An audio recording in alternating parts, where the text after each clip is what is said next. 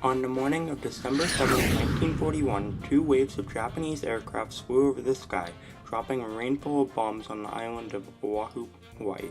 A surprise attack on American soil, the bombing and chaos lasted just under 3 hours. In just these 3 hours, 2,400 Americans lay dead. Japan's aggression sparked fears among millions of Americans. Just 74 days later, President Franklin Delano Roosevelt authorized the implementation of Executive Order 9066. This action called for the forced removal and relocation of over 100,000 Japanese Americans to land away from the coast. Labeled as a threat to national safety and security, some 110,000 Japanese Americans were given just 1 week to vacate their homes on the west coast and move to relocation. Two-thirds of these Japanese Americans were Nisei, meaning they were born in the United States, hence making them American citizens. Their older generation, known as Issei, were also evacuated from their homes, many of them losing thousands of dollars from their family and never to return to home. Among the opposition, American-born Fred Korematsu took a stand against Executive Order 9066 and the forced relocation of anyone of Japanese descent. Fred Korematsu grew up in the city of Oakland, California to Japanese-born immigrants. Ever since his birth, Korematsu faced the racial prejudice of the time, as many Americans strongly resented Asian immigrants. By the masses, propaganda poured out into the media, alienating Japanese persons. Fear gripped among millions of Americans. As a result of this, Fred Korematsu and his family became the targets of hate. Fred Korematsu had been working as a shipyard welder before he was fired and dismissed after the bombing of Pearl Harbor. He was fired only because of his Japanese descent and felt targeted because of this. Attempting to avoid internment, Fred Korematsu underwent eye surgery. He also changed his name to Clyde Serra to attempt to assimilate to American culture. Additionally, he claimed he was of Spanish and Hawaiian descent rather than giving himself up for internment. Meanwhile, his family willingly relocated to Tanforan Assembly Center, a former horse racing track due to executive order. After being handed down a 5-year probation sentence for violating military order, Korematsu appealed to the Ninth Circuit Court of Appeals. However, his appeal was denied by the court. While in jail, he was visited by Ernest Bessick, a leader of the San Francisco office of American Civil Liberties Union. Bessick led Fred Korematsu's case to the Supreme Court, arguing that Korematsu's 14th Amendment was being violated. Instead, in a landmark 6-3 Supreme Court ruling, judges ruled against Korematsu, stating that the military necessities outweighed personal rights. The majority opinion was written by Justice Hugo L. Black, who stated that the ruling was not due to Korematsu's race. Instead, it was due to the fact that the United States was at war with Japan, and Korematsu was Japanese American. Among the three dissents, Justice Frank Murphy wrote, "I dissent, therefore, from this realization of racism." Nonetheless, Korematsu was denied his 14th Amendment right as he was forced into the internment camp. The 14th Amendment in the United States Constitution states strictly, "All persons born or naturalized in the United States are subject to the jurisdiction, therefore, are citizens of the United States and the state wherein they reside. No state shall make or enforce any law which shall abridge the privileges or immunities of citizens of the United States, nor shall any state deprive any person of life, liberty, or property without due process of law, nor deny any person within its jurisdiction the equal protection of the laws."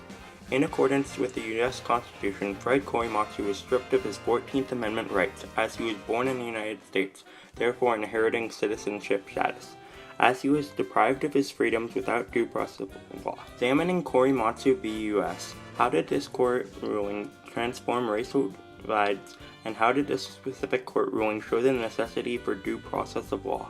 This video will also dive deep into the cultural, psychological, and economic perspectives of Japanese internment during World War II and the Supreme Court ruling in Korematsu v. United States.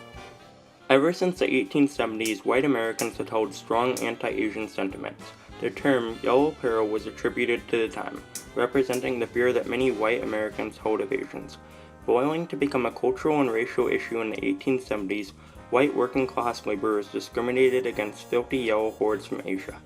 Viewing the Japanese victory in the Russo-Japanese War of 1904 to 1905, Americans saw Japanese as a threat to the American culture. Historian Percy L. Graves and Athena Yan Reeves spoke of the declining connection between the two sides. The U.S. administration was tightening an economic noose around Japan's neck bit by bit, forcing her to look elsewhere for the supplies and materials she had been so accustomed to buying from the United States. Even 40 years after its bombing, a continuous theme of racial injustice played out. In 1982, Japanese-American Vincent Chin was murdered by two unemployed auto workers in Detroit simply because they blamed him for losing his jobs. Competition in the 1940s was fierce. In 1940, the average value of a Japanese-American farm was estimated at $280 per acre. This compared to the national average of only $38 per acre for all farms. As a result of the forced internment, Japanese-American families lost between $149 million and $370 million in 1945 dollars. Austin Ansem, a Californian farmer, said it simply but ever so harshly. We're charged with wanting to get rid of the Japs for selfish reasons. We might as well be honest, we do. It's a question of whether the white man lives on the Pacific coast or the brown man. They came into this valley to work and they stayed to take over. Motivations for the forced internment of Japanese Americans during World War II was fueled by the economic struggles and anger. Logically, Japanese Americans struggled greatly during the time of internment. Japanese Americans were sent to assembly centers that were often horse racing tracks, fairgrounds, or other poorly kept areas. Two Japanese phrases were coined to describe this time of suffering: shikata ganai, meaning it can't be helped, and gambare, meaning do your best. Many also counted on their ability to hold in their emotions and struggles, a term known to the Japanese as gaman. The internment of over 100,000 Japanese Americans had a devastating effect on the mental health of the internees. American-born Japanese immigrants known as Nisei were forced into a deep sense of shame and depression and a sense that there was something wrong with them, according to Amy Iwasaka Moss. Surely, without a doubt, many Japanese Americans faced trauma and developed social amnesia as they survived in poorly maintained areas and were faced with poor housing and food, lack of privacy, and inadequate medical care. Despite the harsh and horrific conditions pushed upon them, Japanese Americans tried to preserve their own culture. However, many Japanese American families were divided up as a result of the executive order. Many lost their jobs and were torn away from their homes and property.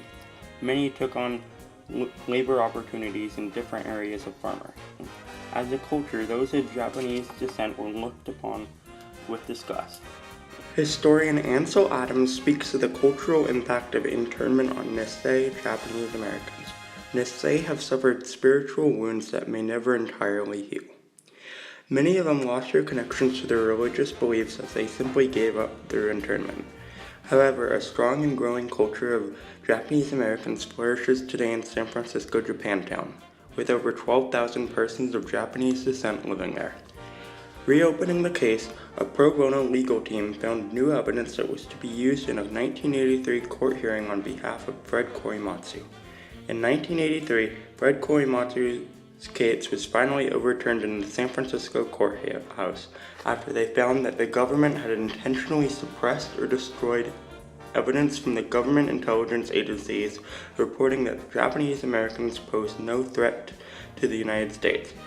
Professor Peter Irons, a legal historian, displayed documents that consistently revealed that Japanese Americans were not guilty of any treason that would justify the internment they faced. Looking back on the Japanese internment and executive order, Korematsu offered these words: "In those days, if you're an Asian, people automatically think you don't belong in this country. You're not an American, and I think that was wrong." Even after the overturning of his court case in the San Francisco courts, Fred's daughter, Karen Korematsu I, said that no one wanted anything to do with him.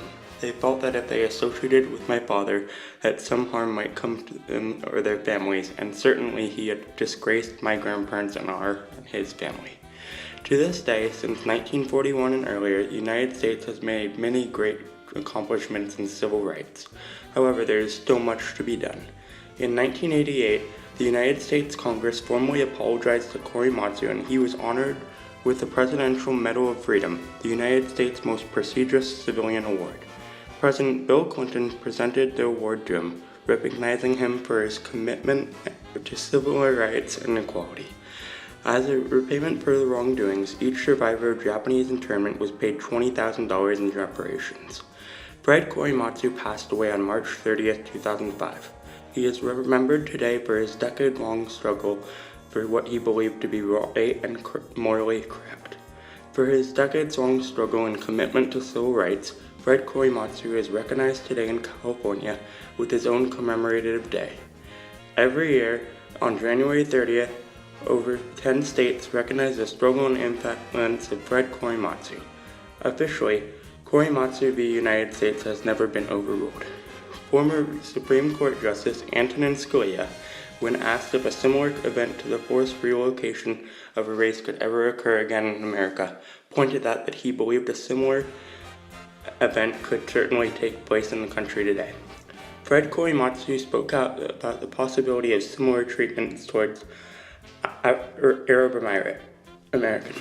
Americans today who are going through what Japanese Americans experienced years ago, and we can't let that happen again. After 9/11, Korematsu wrote out on the Muslim inmates held at Guantanamo Bay. Additionally, he filed a similar brief in 2004 standing up for an American Muslim who was being held in solitary confinement in a U.S. military prison without trial. Today, amid Donald Trump's proposed Muslim ban, millions have spoken out against the ban, stating it as a violation of the 14th Amendment and a major step backwards. Korematsu v. United States created a lasting change in United States history, as it had been marked as an example of one of the worst Supreme Court rulings in history, and resembles a lesson for future generations facing wartime struggles. So the connection and question still lies today. Will we ever see a similar occurrence?